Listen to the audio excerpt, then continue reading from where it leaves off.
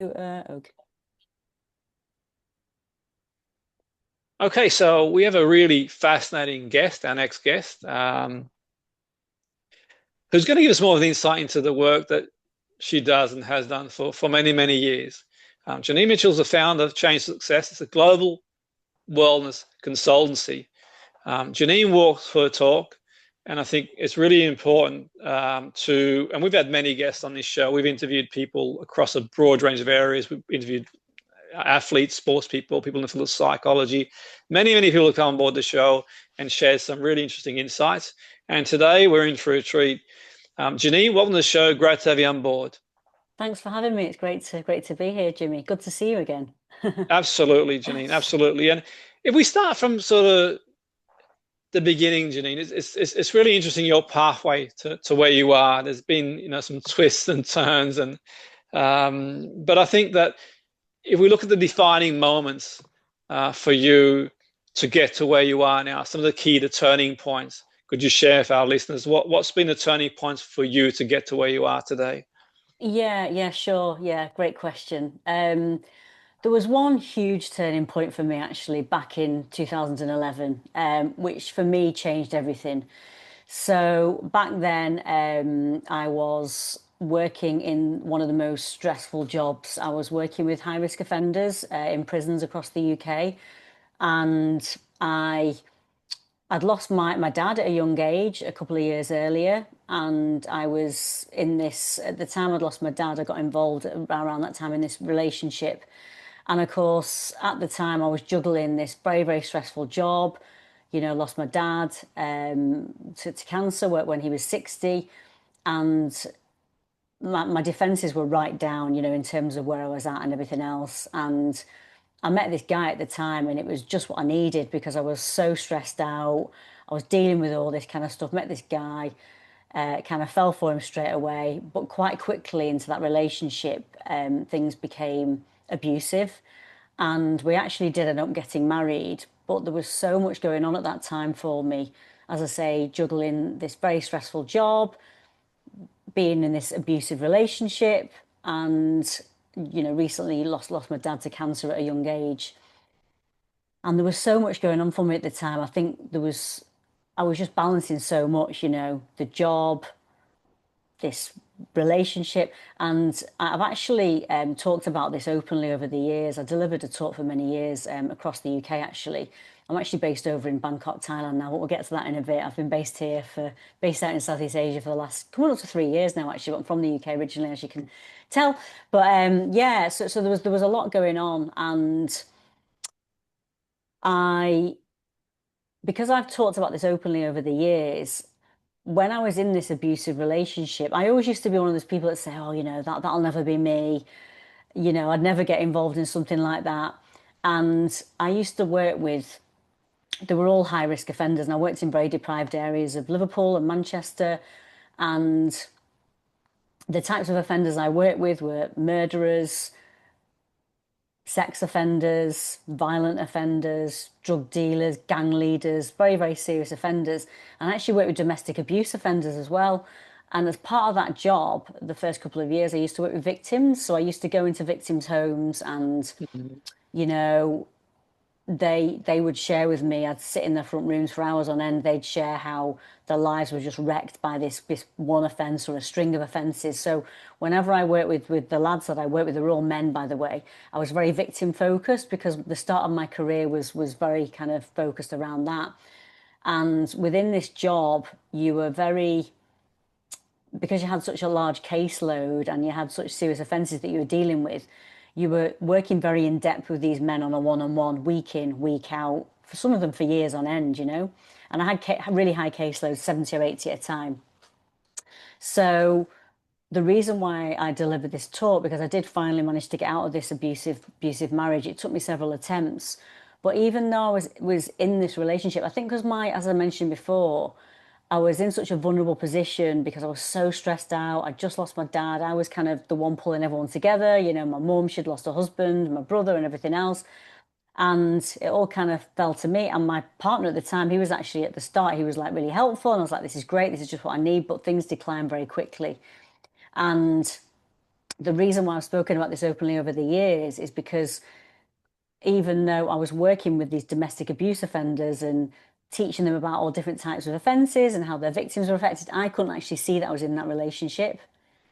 I couldn't actually Mm, see, it only started dawning on me kind of down the line. So, as I say, the statistics say the most high risk time for somebody to be abused is when they try to leave that abusive relationship. Why? Because, the person is losing control.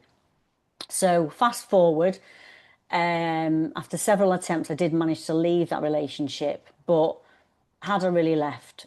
No, not really, because he was phoning, he was texting, he was turning up at my mum's house. There was a lot going on, and I was back then. I was like, oh, I don't need any help. I can sort my own stuff out. But I'd only told a couple of close friends about what was happening. I was living in Liverpool at the time, and one friend, she was like, you need to go and see this guy. He's the best in Liverpool. So I begrudgingly kind of went along, and I was literally at my wit's end when I booked in to see this man, and I didn't want to go. I wanted to change the plan. There was just so much going on.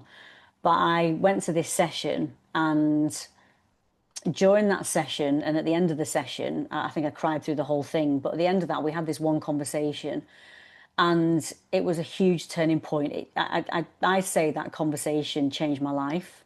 It changed the mhm, trajectory of my life, because I was in this toxic job, really, toxic relation, just trying to get out of this toxic relationship. And because I was so stressed out, I just wanted to get as far away as possible. And there's an about term with where I am now, actually. It all kind of fits in. But I was wanting to escape, but part of me was kind of teetering on going back, because this is what happens in these kind of controlling relationships. And there was a lot going on for me internally as well, which I didn't even understand at the time, because even though I was working in mental health and psychology, I kind of only had a limited understanding, I think, of how the mind worked back then, because mm, there's only so much a psychology degree can teach you. My background was in mm, psychology. There's only so much you can learn in mental health in certain job roles. So at the end of this kind of, I was there for 2 hours altogether.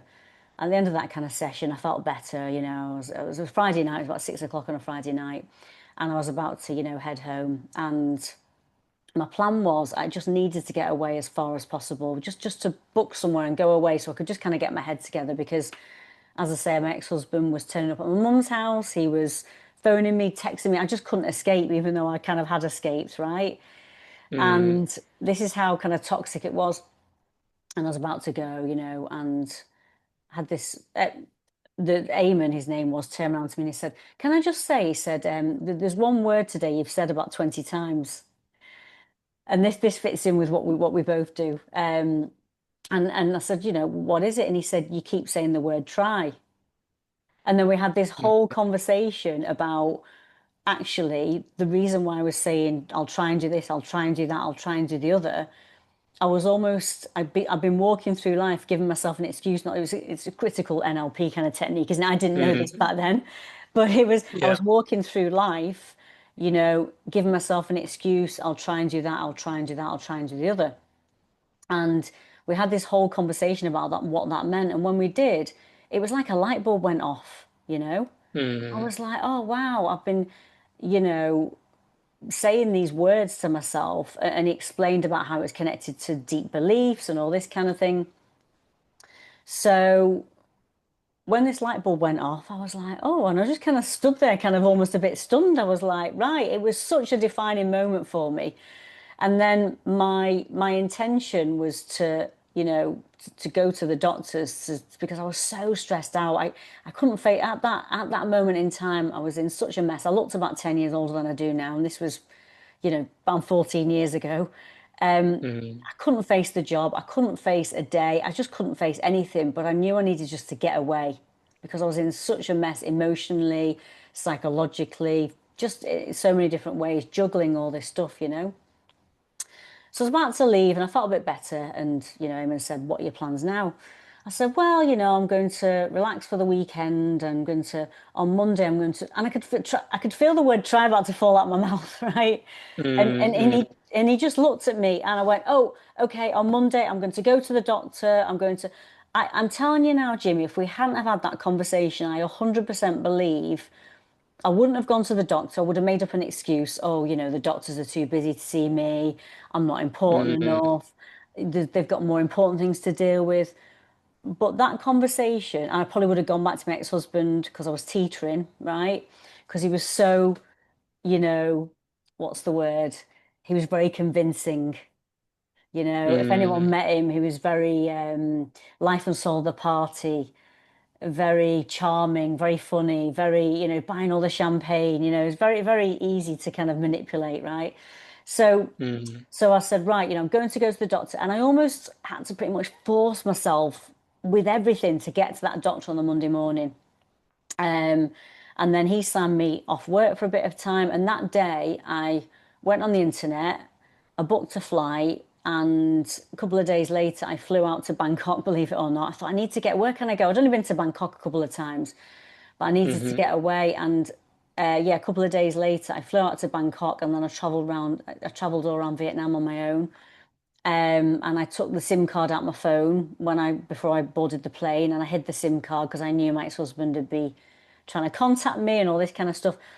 So yeah, so I traveled around Vietnam on my own for a month, and I just walked back into my life. I told people my story. I saw these amazing places. I experienced this beautiful culture. And Eamon, in a session before I went, he taught me a few techniques that I could start using, which I thought between me and you were a bit strange. But this mm, guy had changed the lives of thousands. I thought, if this man is telling me to do this, because I trusted him with everything, I just very, very phenomenal at what he does, right? So he taught me these techniques, and I thought there must be something in this if this man is teaching me these techniques.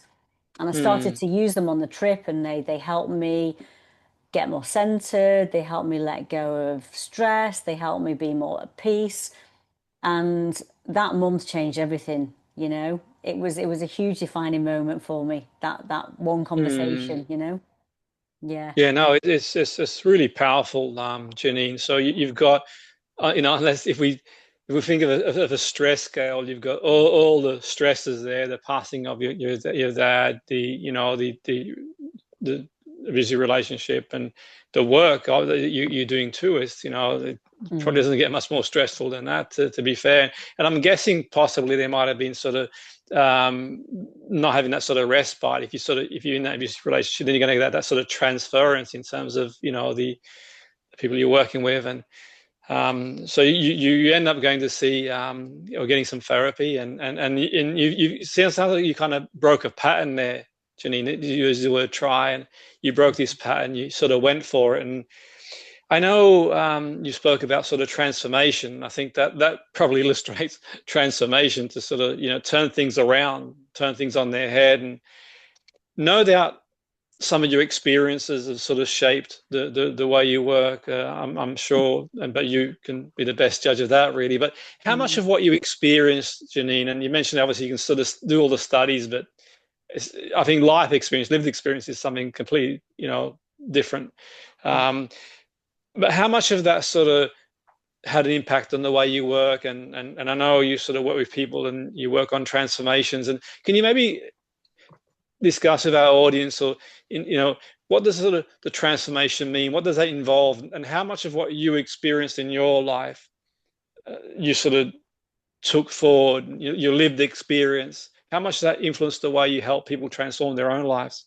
Yeah, yeah, yeah. It's a great point because I think that informs a lot of it. And quite often I'll work with clients and they'll say, you know what, you walk the walk, you've been through you've got the scars, you've got the war wounds. And I hear that quite a lot with clients because I'm, like yourself, where I like to be an open book whenever I'm working with a client. Like, Mm, it's very important for me to help them get to where they need to be. I'm very solution focused, get them to where they need to be in a short space of time. But I think my own experience, not only my own experience, what we just talked through, and surviving that abusive marriage and coming out of that, then going to this guy and learning these powerful tools and techniques and being able to implement that myself on my own journey, it changed my life. I mean, Eamon would say. mm. I say he changed my life. He would say I changed my own life, but he kind Mm, of tells me off for that sometimes. But it changed my life because, as you say, we had that defining moment, and then I went away and I came back and I started learning these mm, tools, techniques, and strategies that changed everything. And I got this real deep understanding of how does the mind actually work? And we obviously mm, worked with yourself kind of soon after. It was mm, within that 12-month period because when I came back and started this, this huge path of learning, it changed everything. And then I went on to retrain in hypnotherapy, NLP with your good self, mhm. Yeah, and yeah. EFT, or otherwise known as emotional freedom technique, otherwise known as tapping. I went on to complete a master's degree in clinical psychology, some published research. So that then led to me opening Change for Success, my business, back in 2014. So I think for me, having that background, that understanding, not only all the phenomenal training and training in hypnotherapy and everything else, those practical tools and techniques, but coming from that place where not only did I used to work with these men in prison and see it was a very, very difficult job because a lot of these guys just weren't motivated, the whole revolving door, in and out, in and out. Mm, And mm, they'd come out, yeah, I'm going to change this time. I'm not going back. And then, before you know it, they were kind of mm, headed back again. So it was this revolving door. Whereas when I'm working with clients now, work with clients over the years, to see that transformation within them is so powerful. It's almost like having using my own experiences, but also obviously what I've learned. And I think it's kind of almost the two fit nicely together, if that makes sense. Because, mm. as you say, I having those qualifications is critical, I think, because as we were saying before we came on, mental health is complex. It really is. There's a lot of people popping up Yeah, yeah, yeah, out of yeah. nowhere. It's like, well, I've been in and around mental health for 25 years. I've been studying psychology for 30 years now, Mm, and it's so I think a combination of the two. When I work with clients, I'm very passionate about what I do. I'm very because I've been through it, and Eamon, incidentally, he years later we remained in contact, and he ended up actually down the line becoming my mentor, my supervisor, my own therapist, and so fortunate. I mean, he was 81 recently, and he still practices. mm, But yeah, being able to be trained by somebody of that caliber, and he's world mm, class. He was just before social media, but mm, he got all the training back in America, back in the 80s and everything else, and he's got every degree under the sun. But I think that combination of working with him, having my own experiences, mhm, and also the passion that I have to deliver what I do, I think the combination of all that for me is important and it's critical because you probably see this as well in your work, and I'd be interested to hear your take. I think you find, don't you, when you get people that come to work with you, quite often they'll have sometimes like horror stories. Oh, mm, mm, I had this experience, that experience, and really quite bad or negative treatment. Because when I went into this field, I thought, well, this is professional. Everyone's going to be amazing at what they do. Unfortunately, no, you do get people out there who mm, aren't great at what they do. So do you mm. kind of understand where I'm coming from? Absolutely. It's a Yeah, combination, absolutely, I Janine. think. Yeah, Yeah. absolutely. And I think Mm, also like some people work better with other people. Sometimes it's finding the right person for you as well. I do agree. I think that, in this industry, you've like every industry, you've got, some people who are ethical, some people who aren't, unfortunately, some people who are good at what to do, some people who maybe on the spectrum aren't as good. But I do think also I think it's about timing too. And it seems to me, Janine, that you kind of aim at the right time. It was like you came to a place of acceptance that this is it. I need to do something, and I need to do. It's kind of like you accepted the situation, not acceptance as acquiescence. It's like this is going to be it. It's like accepting that there is an issue here, but also you took responsibility for change. You said, "Well, I'm going to make this happen," type thing. And yeah. I'm sort of sensing from speaking to you there, it's like the timing was right for Yeah. you. Would that be fair in saying that timing? Yeah. Yeah. I think so because I didn't almost realize it at the time because my head was so deep Mm, into all this, as you say, a combination of everything that was happening. I didn't realize it, but when we had that conversation, and then I went away and I travel around Vietnam solo for a month. And it was the first time I felt freedom in years, because I was mm, stuck in this, this abuse, this chaos. But that's all the only way I can describe it. It was just chaos. I used to almost joke saying, "Oh, I've got 70 people that I work with. Actually, 71. There's one at home." If you didn't laugh, mm, you'd cry. mm. Like it. Well, there was a lot of emotion. Yeah. There was pretty much tears and everything most days, But yeah, I think experiencing that and then moving forward. When we had that Mm, conversation, then I started all this learning with Eamon. As I say, even though mm, my degree was in psychology and I was working in mental health and everything else, I still didn't have that real deep understanding. That's why it was great to work with yourself when I came on one of your courses when we first met, mm, and the way you present and just getting that real understanding of, wow, this is actually how the mind works. Because mm, when we had that initial conversation and then when we went to work together, I actually, for the first time in my whole life, said to myself, this was a key breakthrough for me, and it might be for people if anyone's listening, the listeners today. But for me, a key breakthrough was, wow, there's actually nothing wrong with me. This is just a set of old mm. beliefs. It's just all beliefs. Yes. It's just all programs. It's just, I'm not confident. I'm not good enough. I'm not worthy. Mm, People don't see me. I'm invisible. Whatever the thing was, I used to get a lot of, when I was younger, children should be mm, seen, not heard, and this sense of, mm, you're not important. Don't get me wrong. I came from a loving home, a loving mum and dad. They were mm. doing the best job they could, like anyone Of is. course. But, Yeah. I didn't realize, well, actually, these are just all beliefs. There's nothing wrong with me. And when I learned that, I Mm, was like, and that gives you a sense of it's almost an emotional release, isn't it? And then I'm able to mm, teach my mm, clients that. And sometimes I see this with clients, and when we're in session, and I do see this flicker in their eye, and it's like, wow, there's nothing wrong with me. Because that client, let's just take client A, Susan, Mark, Bob, whatever, they will have been thinking sometimes for years, even decades, I've got this. I've got all these things wrong with me. There's nothing wrong with anyone. Nobody needs fixing. It's actually mm, just, and when we understand that it's just the way the brain is wired, it's the way we think, it's the way we're programmed. So for me, when I kind of understood that, and when a lot of my clients see that, and we work through that, and we say, right, there's nothing wrong with you. Great, let's rewire some of those old beliefs because are they serving any useful purpose? Is mm, not feeling good enough, not feeling worthy, not feeling heard, not feeling seen? Is it serving any useful purpose? mm. Might have done many years ago, it doesn't anymore. So that in itself is huge, and I love it. As you know yourself, you have No, these huge absolutely, light bulb Janine. moments. Absolutely. Powerful. Yeah. It's that narrative, isn't it? The narrative people, the stories they tell themselves, you kind of Mm, hear their beliefs, their story. And I suppose sometimes it's familiarity. The brain likes familiarity. So the brain, the fear of sort of the unknown, rather than try and open the door to see what's out there, they'll go back into that same situation and the same pattern. But it's really interesting, like that you mentioned that, Janine. And just the other day, I was sort of driving and there was an accident on the motorway. It was closed, and like a half an hour journey was going to take me. I didn't know how long it was going to take me. It ended up taking me like a few hours in the end. But all the cars were at a standstill, yeah. and I turned the engine off. It was really really hot, and it was really really hot in the car. A lot hotter. I rolled the window down. There were cars everywhere. Everyone just stopped, and I just started doing this, tapping away. And I could see the car next to me just looking, what is he doing?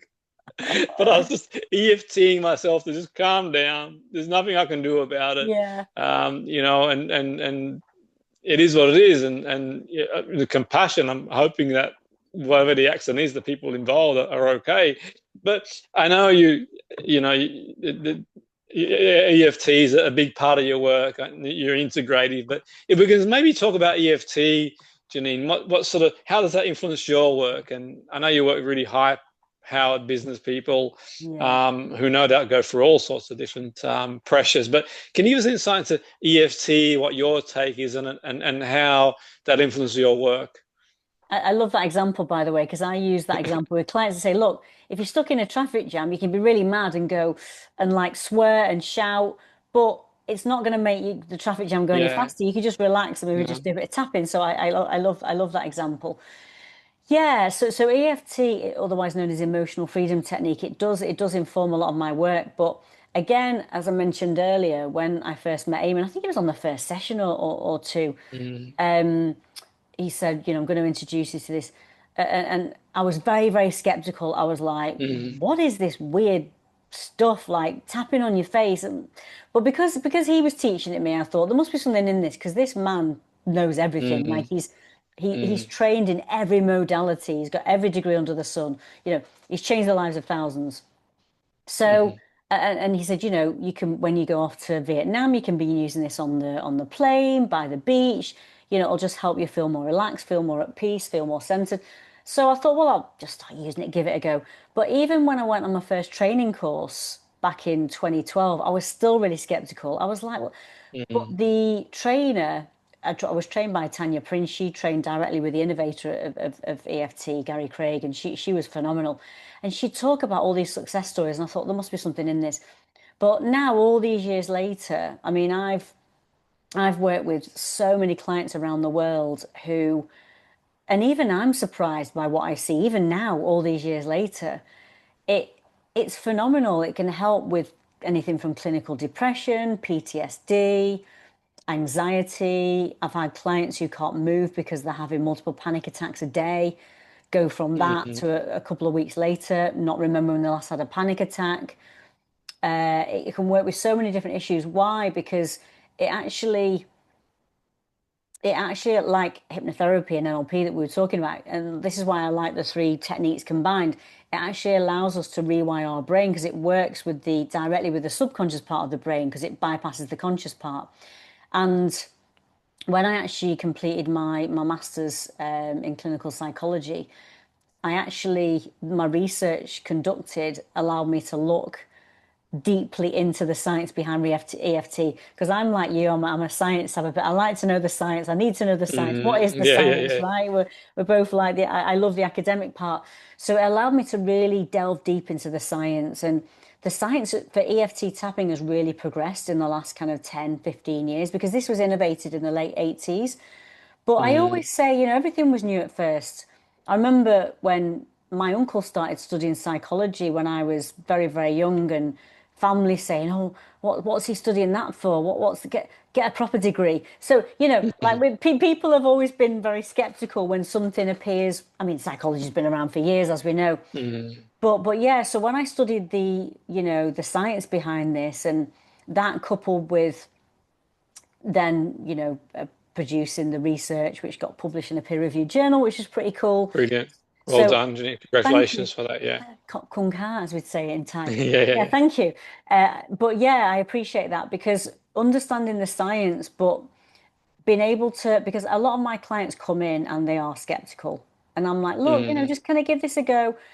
Because the way I work with clients, I build that rapport, build those relationships, and I say, this is really going to help. And when they see change, sometimes within a session or two, they're like, wow, this works. Like, show me some more. mm, So yeah, it's really part. I mean, I could spend all day long talking about EFT tapping and how powerful it is, and anyone can use this. Anyone can go away and learn this. But I think what allows it to be really useful on a practical level, anyone can use it and learn it themselves. They can use it as what I call as a self-help tool. But mm, when people go away and use it on their own, when they're not trained, they work on what I call the global issue. So they work on maybe around 10, 15, 20% of the problem. But when they come to a trained practitioner like me who's been using this technique and trained in this technique for many, many years, we get right to the root of the issue fast and we clear it out from the mm, subconscious. Bit like yourself, somebody comes to, when you're teaching all your fabulous mm, tools and techniques, you've been doing this for such a long time, haven't you? People come to you because yeah. you know what you're doing and you are the person that teaches you this, and that's what people come for. So, Mm, yeah, I mean, I could talk about it all day, but it's so, so powerful. It's really, really phenomenal. Even I, after all these years, I'll be working with a client, I'll be like, wow. Even I didn't expect that. It's Yeah, almost yeah, it's like yeah. it's literally like magic at your fingertips. It's magical. You know, absolutely, Janine. That's Mm. really fascinating. And I suppose just for our listeners to sort of, I know there's a wide range of clients that you work with, and you've mentioned there some of the areas that you work with them, but perhaps maybe you can sort of give an insight to our listeners. What would be, I wouldn't say a typical client that you would see, what would generally be, and maybe an example of some clients or a client that you've worked with? Yeah, so as I say, the main clients I work with these days, they're mainly execs, senior managers, leaders. Those are Mm, the sort of clients I work with, men and women, but more often than not men. I do a lot on LinkedIn. I promote a lot of what I do on LinkedIn, so I connect with a lot of people on there. I've got quite a big audience on LinkedIn. So yeah, those are the typical clients that I work with, and we work with them because a lot of these clients they're either right at the edge of burnout or they're falling over a cliff. mm, Burnt out, they're overwhelmed, they're stressed out. Outwardly, they look really successful. They might be running these successful businesses. They might be top of the mm, game as mm, CEO, but underneath there, it's like, that mm, analogy of a duck, and underneath there's the feet are going, and there's so much going on. So outwardly they look successful, but inwardly there's a lot of stress, there's overwhelm. And because I always say, we don't get taught any of this at school, do we? We don't get taught mm, school, college, university.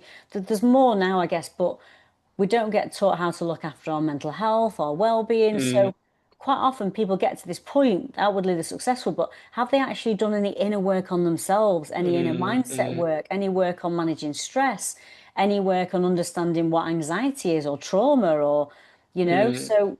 so these are the sort of clients that I usually work with. And more often than not, that I hear very similar things. I wish I'd met you sooner.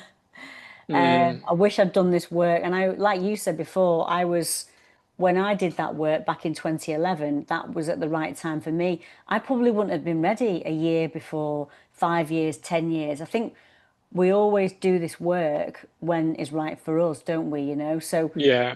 if somebody says that, I say, look, you're here at the right time for you. At least you're doing this now. I have clients in their 60s and older, and Mm. I've had clients in their 60s literally change everything around when they've been struggling with this for decades. So Brilliant, Janine. it's No, powerful. phenomenal, absolutely. And I think that one of the things that sort of strikes me in the corporate world, Janine, is that a lot of emphasis is placed on, for example, KPI, key performance indicators, rather than sort of, what I would call maybe a HPI, a human performance indicator, where what place are we mentally? A lot of it's sort of external, we can't control. We can influence that, but we can't control some of the factors involved in there. So it's almost like putting that extra pressure rather than focusing on the variables that we can control. And I think that, speaking to you there would make a lot of sense for me, and to sort of to be doing this sort of stuff, regularly. And like yourself, Janine, I do this on myself as well. And every day I make sure that, I have a routine, and there's no panacea. We all have problems, we all have issues. Life is what it is, but it definitely helps you to handle life's challenges. And I'm sort of can imagine people who work in high pressured environments. They've got the pressure of work, they've got the pressure of life and everything else that goes with it. And I think that it makes sense, to have some sort of routine, whether it's sort of like, doing a voice call or video call, with someone like yourself, and just taking that 15 minutes to prime themselves for the day, then integrating throughout the day, going for a walk, and just making sure you throughout the day, you're working on yourself. I mean, I myself, if I'm honest, Janine, I get up in the morning, I prime myself, gratitude list, go for a walk around the lake, and breathe fresh air type thing, and have a cold shower, come back, make a juice, ready for the day. Then throughout the day, I'll make sure that I'll do like 10, 15 minutes meditation, go for a walk, and you find what works for yourself, really. But I think that's the important thing. And like with yourself, I know you do like an integrative approach as well. Um, I suppose everyone works their own way, and it's not for me to say how people shouldn't work. But how do you find that doing an integrative approach works for you? And also in terms of yourself, being involved with organizations and helping the staff not just get the best out of themselves in relation to the key performance indicators, but also getting the best out of themselves for themselves, really, just improving the quality of their life, Yeah. not just Yeah. at work, but even outside of work as well. Yeah. Well, it's interesting just talking through that point. I love that what did you say? HPI. HPR, Human Yeah, yeah, Performance Indicator. Yeah, I yeah. love that. I made that up. So yeah, I yeah, might just take that. I might yeah, steal that yeah. off you. Go for it. I love that. Absolutely. But it's critical, and it's exactly right, isn't it? Because our professional, because usually I'm obviously working with professionals. We're looking at their professional life, but our professional life totally impacts our personal life and vice versa. The two are Mm, integrated, aren't they? Because we almost want to separate the two. Well, people struggle to anyway because we're literally on call 24/7. Like, gone are the days of switching off at 5 p.m., going home. mm, No, because you got moments. So people struggle to switch off, don't they? But yeah, no, I think with that whole integrative approach, I think for me, it's really important for not only my clients to understand and recognize that when I am working with corporates and companies and we're working with not only I like to work with the senior management teams top down because if you've got mm, the CEO, I mean, I saw firsthand for many years and I could do a whole different podcast on this how in my old job when I did work with these high risk offenders because I was burnt out or stressed out. Nobody taught me anything. It was all in-house mm, training. I'm going to say in inverted commas, mm, excuse me, which was really poor. But we were just expected to get on with it. There was no support whatsoever. So I saw firsthand how you don't look after your staff, your team, because what I saw for 13 years was people just stressed out, burnt out. So many of the staff off on long-term sick, stress-related illness. They were bringing in agency staff, paying them all kinds of money, separate budgets. So mm, I saw firsthand how you don't look after organizations. So I really like working with CEOs and senior managers top down because if you imagine that head of the organization, they can't look after themselves, whether it's conscious or unconscious, that's going to filter down to the organization, isn't it? There's going to be mm, KPIs, you're going to have to do this. So if we can actually work with senior managers and then allow them to understand how they manage themselves and then how they manage their teams, and then that trickles down, then we work with the organization as a whole. So I think it's really important twofold with an integrative approach to look at, well, actually, how do our minds work? How are we wired? How do we understand how our minds, operate? Where does stress come from? Understand all that from a kind of psychological level, from that standpoint. And I've had so many clients I've worked with who've gone, wow, I've had that light bulb, understanding the awareness around how my mind works, as we were talking about before, how nobody's broken, all that kind of stuff. So mm, understanding that and the awareness piece is really important. And then combining that with the very practical, powerful techniques, tools, and strategies. So combining the two, whether that's with a private client, whether that's with the senior management team, whether that's with the organization, once we combine these two integrative approaches, if you like, it's very powerful, you know. mm, mm. So we're No, not learning one or absolutely. the other. The two combined, I think, are really kind of for me, that really makes my work heads above, I would say, some other approaches in the way. No, absolutely, and I think you've made a great point there about certain organisations, and I think for me, and this is just my opinion, others listening and others might sort of beg to differ, but I certainly think there's some organisations in terms of where they sort of any sort of staff well-being is just a tick box basically, and I think it's really important to get buy-in from the top. They've got to buy into it. It can be the best technique in the world. If you don't use it, then it's not going to be anywhere near as effective, really. So I think it's got to come, from the top. That sort of culture Yeah, yeah, the culture of piece. of of, Mm, of development. I think Absolutely. I think the actual integrating this into culture is so important because Mm, I say the exact same thing, Jimmy. A lot of people just see this as a tick box. Oh, it's a nice to have. Well, no, if you actually use your common sense, yeah. every pound or dollar or so you invest in well-being, it's an eight or $9 return on your investment. So actually, if you Mm, integrate this into the culture from the top, this isn't just a nice to have. This isn't just a bit of yoga or a bit of fruit on a Friday or a bit of Yeah, yeah, yeah, yeah, yeah. let's dump a bit of pizza in on a Friday night and have a few wines. No, like this is integrated Mm, into and all the research shows because I've looked into this research and I'm sure you have because you're I love mm, what you do with the academia, right? But if you look at the research shows companies and organizations that integrate this into their culture, the performance goes through the roof, productivity mm, goes up. So it's not a nice to have. People see this as, oh, I don't know if I want to spend that. You'd be stupid not to make the investment because mm, that investment that you make, which will be 2%, mm, 5%, that'll create a 30, 40% return on investment because of what not only are staff feeling happier, they're feeling valued, they're feeling mm, understood, they're feeling heard, they're feeling listened to. Actually, they're like, wow, I feel all these things. Of course, it affects their productivity. Of course, they're not going to mm, want to go off sick. And I've worked with organizations, and I see these organizations on LinkedIn, for example. It's not the CEO going, "Hi, look at my great organization." Their staff are talking for him. The 200, 300. mm, They're all going, "Wow, this organization's amazing." So they're selling it. You mm. don't even need to do a marketing Absolutely. strategy for the staff promotion budget because that's in there, right? No, It's all absolutely. connected. Yeah. Absolutely. And I think there's the other side to it too, the actual like feeling better, not just in the work environment, but away from there. You can integrate these strategies as well in personal and home life as well. And that sort of goes a long way towards the person just, having a more holistic approach where we sort of look at every angle really, to Yeah. try and improve. And I think that, you're a testimony, Janine, for someone who's sort of like, taken these sort of techniques on board and change your life dramatically. There's a lot of people who they'll stay in the same situation for a lifetime. And I've always thought to myself, okay, well, life soon passes us all by, at least in this genetic form. Life, it's a short span, and a Yeah. lot of people sort of, they stay in situations for all their life, and at no point do they think, okay, well, actually, and I know each person's situation is different, and it's not for me to say what people shouldn't do.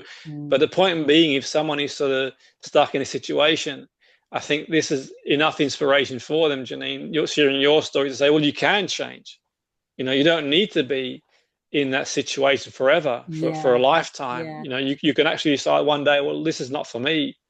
I'm going to make a change Mm. with Mm. myself. And if we call it transformation, if we call it maybe even just one noticeable difference, maybe just sort of like taking a slight diversion, doesn't be a huge change. It can be maybe just doing one thing different. And I like this sort of, we can, like, as an analogy, like that you sort of, you got on a plane and that change of environment, that change in scenery, that experience. And experience has changed people. And I think that whole experience that build on the work that you were doing, Janine, Mm. really took you into a new path to where you are now. Yeah. It, Yeah, it it really did. is fascinating. Yeah. Yeah. And when you were talking there, Jimmy, the way I look at it, I think if I could make this change, anyone can. I mean, I'm just a regular Mm, person. I was kind of going through life. I was using really bad coping strategies. I was just in this space. I was like, is this it with life? And I went from, yeah, I mean that was horrific that time. I would never wish that on anyone, but I do believe your greatest adversity, your greatest challenge is actually ends up becoming your biggest strength. That even though mm, that was horrific, that allowed me to just turn things around. And as you say, I was very fortunate at the right time to meet this phenomenal person mm, who allowed me to change everything, who allowed me to look at things differently, and mm, that's what I like to that's what I like to embody with my work with clients. Allow my clients to look at things in a mm, different way. Allow them to understand you're not broken. You don't need mm, fixing. You're perfectly wonderful, amazing, fantastic, just the way you are. It's just some more programs we just need to rewire a little bit. And absolutely. You can as you do it. say, Yeah. when yeah, that positively affects our home life. The amount of clients, honestly, who've said to me, because let's take most of my clients are men. The amount of clients have said, my wife wants to speak to you because this has improved their marriage when they were potentially going to Mm, walk away. This, you're right. mm, Life goes so quick, doesn't it? It flies by, and to not be able to.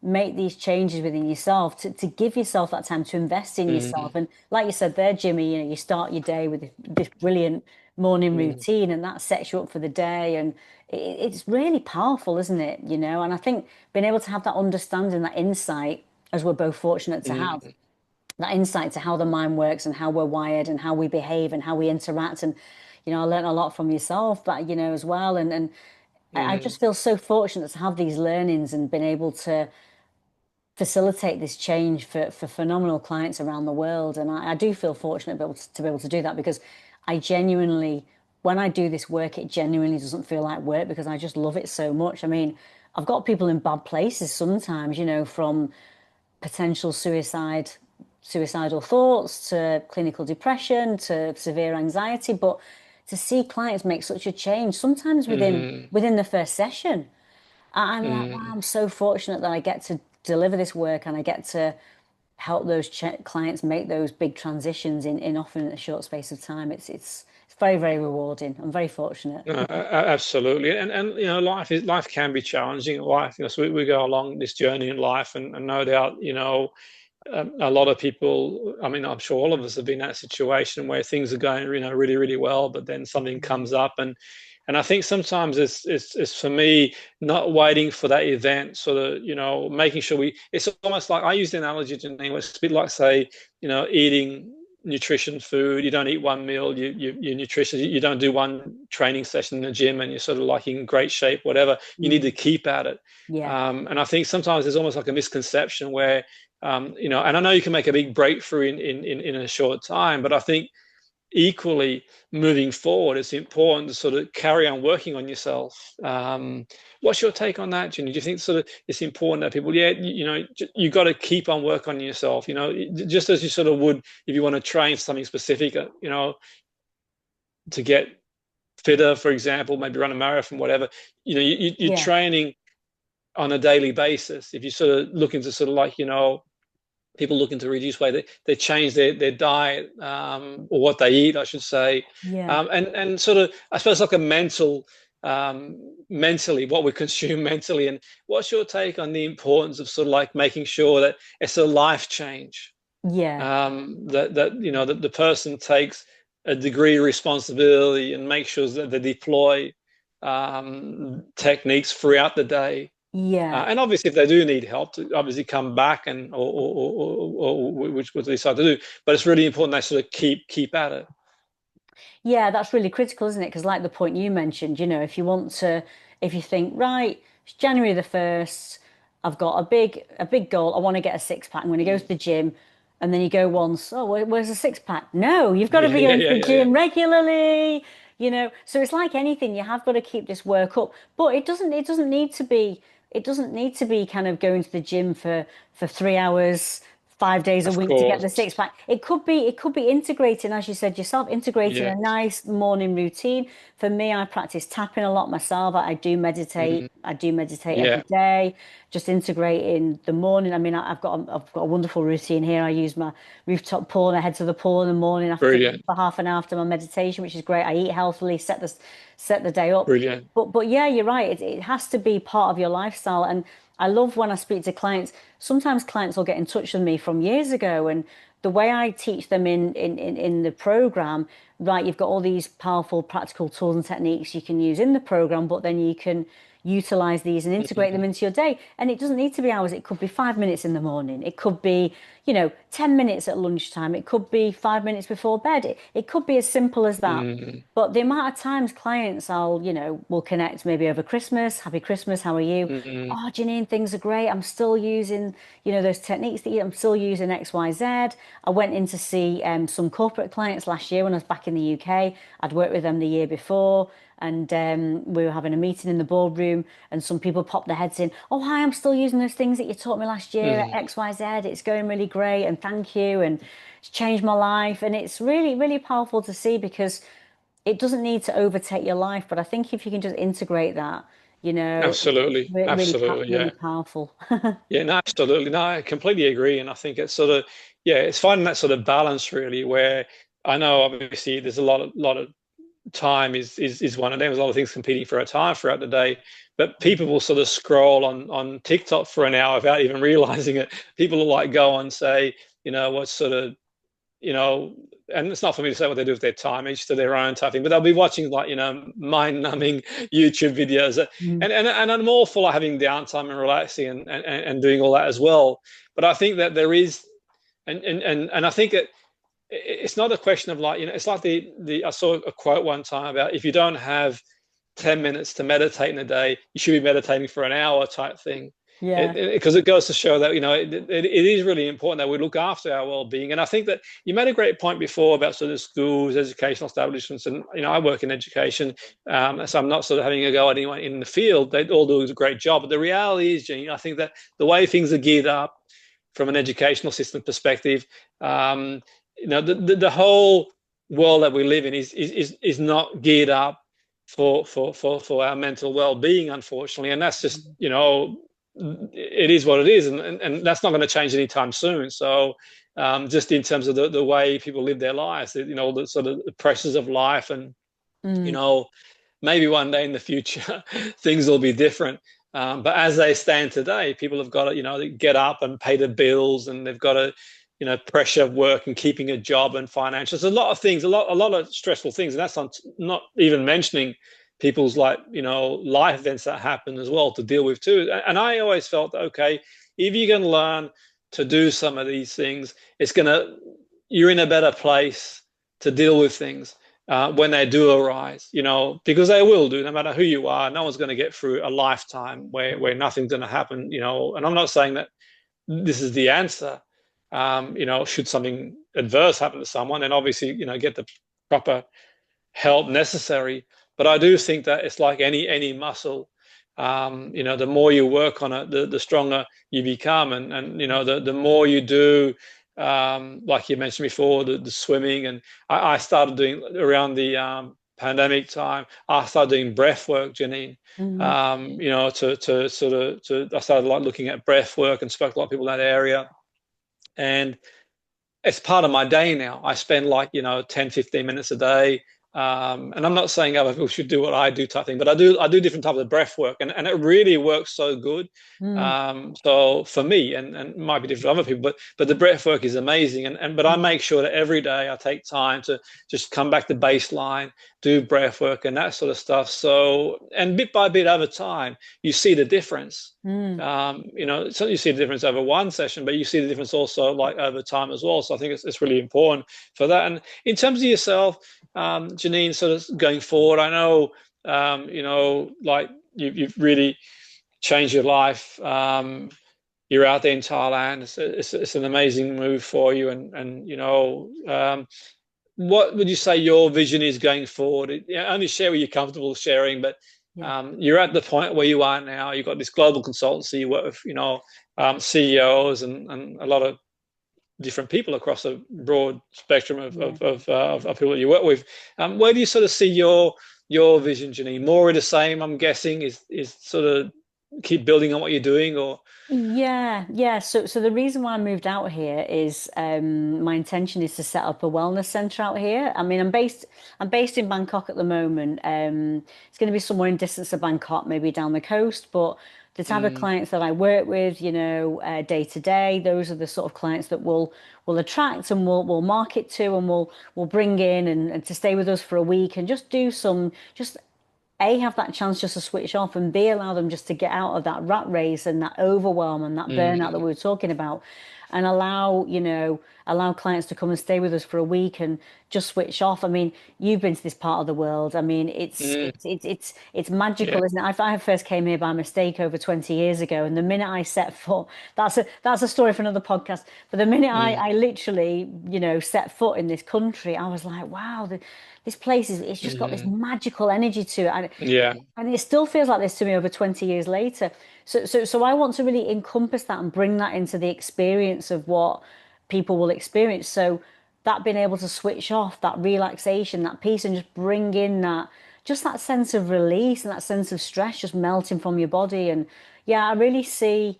people coming to stay with us and doing some really great one-on-one work, some group work, and all the other usuals as well, healthy eating, some yoga, some meditation, but really, really going inward and working on themselves. I see EFT tapping being a big part of it. I see Mm, us working with other integrative, support, whether that's meditation, whether it's some Reiki, whether it's some, as I say, some really deep one-on-one work, and just coming in with a personalized plan and going away, really having made that change within themselves. As I say, just being able to switch off and just immerse themselves in the mm, beauty of mm. Thailand, the beauty of the beach and the sea and the everything else, and just switch off, because as you said yourself, life goes so fast and we don't actually get time to switch off. Even when we go on holiday, we don't really switch off, especially in those sort of positions, because you're Mm. checking your emails and it can take time, can't it? So that's the way, that's the vision I've got. That's the way I really envision what we want to kind of set up out here. No, absolutely, and I think that sounds amazing, Janine. I think so that sort of change of environment, change of scenery, change is as good as the rest, really. And Yeah. certainly in my experience, I've sort of been out to Thailand and the islands. I've been on sort of various sort of retreats, juice retreats and other stuff as well. Mm. But alongside the juice retreat, I've tended to sort of do my own thing as well because there hasn't always been the offering of other stuff to sort of work on. So I'll bring out sort of my own journals and explore, go Yeah. see the Buddhist monks as well. Just travel around as well. Go a lot of I love Thai boxing and go watch some Thai boxing fights, a bit Mm. of training as well. So it is an amazing experience. I think that's the experience itself of sort of being in that environment, but also being able to sort of, go out on your own and see and do things as well. Absolutely. I think that sounds really exciting. And if anyone's sort of getting in touch, do you know more about what you do? Is there any sort of like website, anything that you sort of they can sort of reach out to if any of our listeners think, okay, well, I'd like to know more about your work. Yeah, so my website is mychangeforsuccess.com, all one word. And then, as I say, I do a lot I'm very active on LinkedIn, so people can find me on LinkedIn, Janine Mitchell, and on Instagram as well. I'm active on Instagram. I talk a lot about lifestyle over here on Instagram as well, which is pretty people find pretty interesting. So yeah, that's the best Mm, places where people can reach me, definitely. And just to kind of finish off as well, if anyone has listened to anything today and they think, you know what, I'm really struggling and I'm really having difficulty, just message me. Even just having a conversation with a stranger for half an hour. I do. Obviously, our time's precious, and I'm very busy like you are. But I do say, if you need to have a conversation, reach out and speak with me, and we can sit down for half an hour and maybe just iron a few things out. That's any listeners now that think, you know what, because men's mental health particularly is really, really mm, critical and important to me, men and women. I'm not, as I say, it's just because a lot of my clients are men, mm, but a lot of people feel that they've just got to take everything on board themselves, stiff up a lip, it's yeah, tough, yeah, yeah. tough to be a man. So if anyone hears anything today and they think, you know what, I'm struggling, I've not, because the amount of times I've spoken to clients and they say things like, I've never even spoke to my wife about this or my partner. I've never told anyone this, which again, I feel really privileged. So is anyone thinking, I just want to have a conversation, just to offload, Mm, please reach out, because I'd rather have a conversation, point you somewhere, give you maybe some strategies and techniques. I think even just doing that can be really, really critical, because some people can be at a real crossroads or a difficult point. I know I was at a major crossroads that day. I'm telling you now, if I hadn't seen Eamon that day, I don't know what would have happened, because I was in a really bad place. So mm, even just mm. reaching out and having a conversation with a stranger can make a world of difference. So please feel free, if you want to speak with me, message me. That's what I'm here for, It's really, really important. Yeah, and absolutely. And I think that you're a great example, Janine, of how you can sort of like, take that adversity and sort of transform that, take what you experienced and manage to sort of transform that and become the person you are today. It's sort of you didn't let that sort of define you and stay there. You managed to sort of take that and create this sort of identity Mm, for yeah. yourself that has had a big impact and will continue to have a big impact around the world in a positive way. So I think a lot of people listening to that will find some inspiration in that. You can turn things around. It is possible to do it. It starts with that desire, the acceptance desire. But sometimes it's not easy doing things on your own. And I think that the message you said there is really important. Anyone listening thinking, because there is a bit of a stigma to say you need Mm. some help, I think, for a lot of people, but like yourself, what people like, of all walks of life, and you'll be surprised how many people, out there kind of portray a different image to what they're going through, that, they are struggling. They might be the CEO or top sports person or whatever they might be, but underneath it, we only see a small showreel of what they go through. And a lot of people, like certainly in my experience, now that you can relate that too, no one would never realize that they are struggling. So I think it's one of them really that the stigma certainly has to break around sort of getting that bit of support and help along the way. And in the end really it is the person that does it themselves. And I think that from that perspective that you do the work, and like the analogy of the personal trainer can sort of guide you through the gym work, but you're doing the work. And I think that's sort of the important thing. And I mean, people say to me, I've had this question before one time when I did a course one time, Janine. Someone said to me, Jim, we always listen to you saying that, the client does the work, not you. You always call yourself the facilitator. Then what do they need you for? I said, well, I suppose it's a bit like a driving instructor. The driving instructor can guide you, but you can't, it's much more difficult to learn to drive on your own without an instructor. Yeah, So they're facilitating. Whilst yeah, you could probably learn to drive on your own, you're going to go through a lot more trials and tribulations, first gear, second gear, and having someone to just guide you. The driving instructor can't drive the car for you, but what they can do is use their experience and knowledge and qualifications to sort of guide you. yeah, And hopefully in a certain number of sessions you're good to go. yeah, Whereas if you jump in the car on your own and try and drive, it could, all those sort of, and I think that's the sort of message I sort of say to people where, yeah, you do it on your own, but the idea is really sometimes it's good to have someone who's got that experience. And I think that the important takeaway for me here as well is that, yeah, you can have all the qualifications in the world and theoretical knowledge, but I think lived experience for me is something that kind of, I wouldn't say it's dismissed, but it's not taken into account. It's like, how do you put into a course what you experienced, Janine? 70, a caseload of 70, mm. challenging, Stress. exactly, Oh, and obviously the relationship you're in and the passing, you can't learn that on a course. It's a lived experience. We learn for experiences, and yeah, you come out through the other side, and you bring that knowledge with you, with qualifications, with yeah, skills and expertise to yeah. help people go from A to B. But it's been a pleasure speaking to you, Janine. I wish you all the best, and no doubt we'll sort of keep in touch. And thanks again, Janine. Thank you. Thanks for having me on. Okay.